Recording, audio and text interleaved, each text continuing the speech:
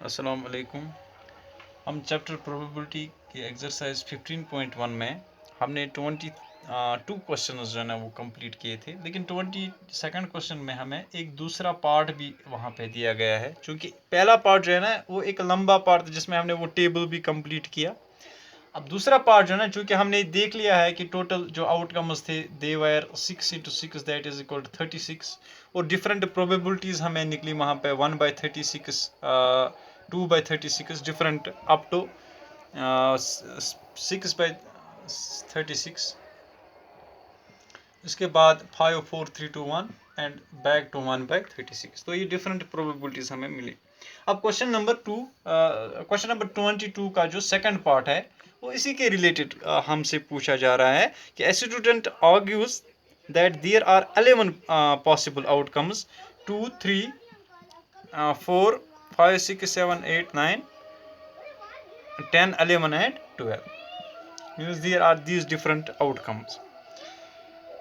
Therefore each of them has a probability of 1/11.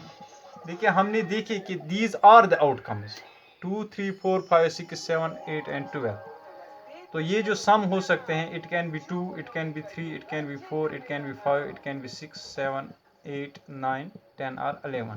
तो आप वो वीडियो ज़रूर देखना इस चीज़ को समझने के लिए, क्योंकि आपने वो देखा भी होगा जो हमने इससे पहले क्लास में पढ़ा है।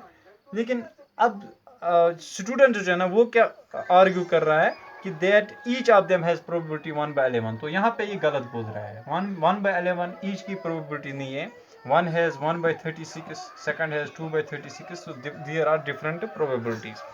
अब पूछ हमसे क्या पूछा जा रहा है, do you agree with the argument? No we don't agree, no we don't agree, because it is it is not factual, actually it is incorrect statement. अब क्या हमसे क्या और पूछा जा रहा है, जस्टिफाई योर आंसर। हमें जस्टिफिकेशन यहाँ पे देनी है, because each of these events is not having an equally likely chance. So, yeah, each of the events does not have equally likely chances. तो ये हमारी जस्टिफिकेशन है कि अगर इक्वली लाइकली चांसेस हर किसी में होते, यानी बराबर के चांसेस होते, तो हम कहते हैं कि 1/11 हर किसी की प्रोबेबिलिटी हो सकती। Each has this, any one among them can have 1/11, but all others all cannot have the same chances, same probability हर किसी में नहीं है। तो ये एक सिंपल सा यहाँ पे क्वेश्चन पूछा जा रहा है हमसे। तो इसका आंसर भी बहुत सिंपल है, बहुत आसान है कि हमने प्रोबेबिलिटी ऑलरेडी जो है ना वो कैलकुलेट की है। तो अब लास्ट में हमसे सेकंड पार्ट में हमसे पूछा जा रहा है क्या सभी जो ईच इवेंट की प्रोबेबिलिटी सेम है या नहीं है। तो हम डायरेक्टली कहते हैं कि नहीं है, फिर कहते हैं कि क्यों नहीं है, because there are not equally likely chances of each event to happen. अब क्वेश्चन नंबर 23 जो हमारा आज का जो आज हमें सीखना है, a game consists of tossing a 1 rupee coin 3 times. 1 rupee coin जो हमारे पास होती है उसमें दो साइड्स होते हैं, हेड एंड टेल, ठीक है ना। अब 3 मरतबा हमने एक ही कॉइन को टॉस किया एंड नोटिंग इट्स आउटकम, हर मरतबा हमने आउटकम नोट किया। Hanif wins if all the tosses give the same result. Hanif तब जीत सकता है जब तीनों मरतबा या तो हेड ऊपर की तरफ आएगा या टेल ऊपर की तरफ आएगा। यानी ही हैज़ चूजन वंस, उसने एक ही मरतबा चूज किया कि मैं हेड चूज कर रहा हूँ।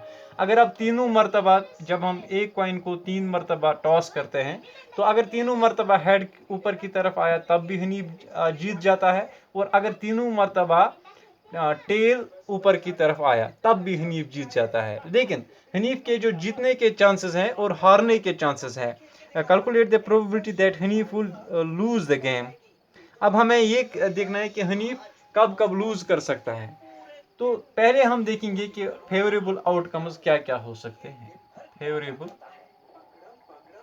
आउटकम्स, ध्यान से आप देखिए, हमारे पास हेड और टेल है, two sides of the coin. अगर हमने इसको टॉस किया, मान लीजिए कि पहले में भी हेड आया, दूसरे में भी ऊपर की तरफ हेड आया और तीसरे में भी हेड आया, मीन्स हेड हेड हेड। या ऐसा हो सकता है कि पहले में हेड आया, दूसरे में हेड आया और तीसरे में tell I.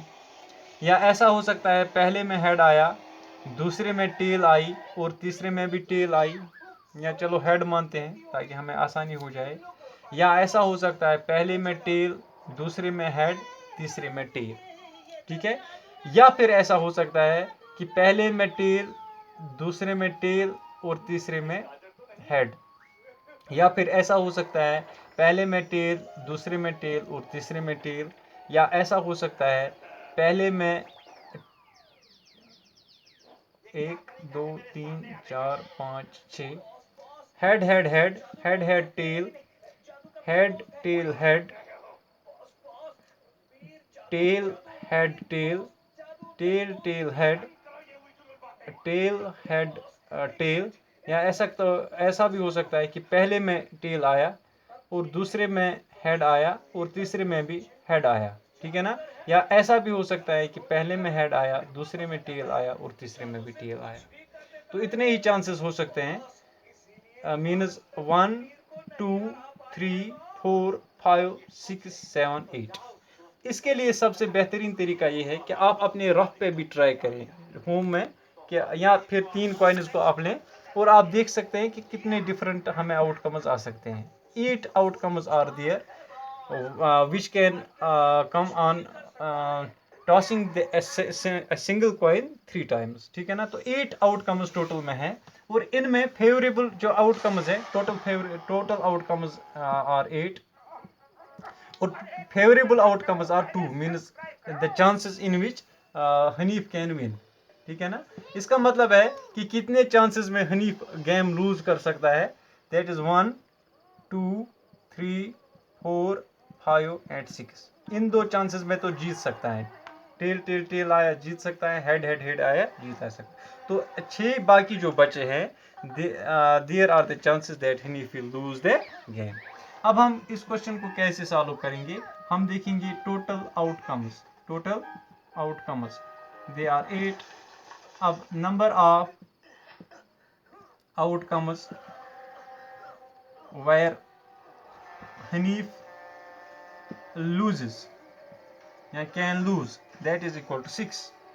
So therefore the probability that Hanif will lose the game, that will be equal to 6 divided by 8. तो हम रिड्यूस भी कर सकते हैं, अगर 2 से करें 2 3 2 4 3/4 means the probability that Hanif will lose the game, that will be 3/4। अगर हमने एक ही कॉइन को 3 मरतबा टॉस किया और हमें जो 8 आउटकम्स मिले, इनमें 6 ऐसे चांसेस हैं कि हनीफ जो है ना गेम लूज कर सकता है। तो इस तरह से क्वेश्चन नंबर 23 सॉल्व हुआ। इसके बाद क्वेश्चन नंबर 24 है।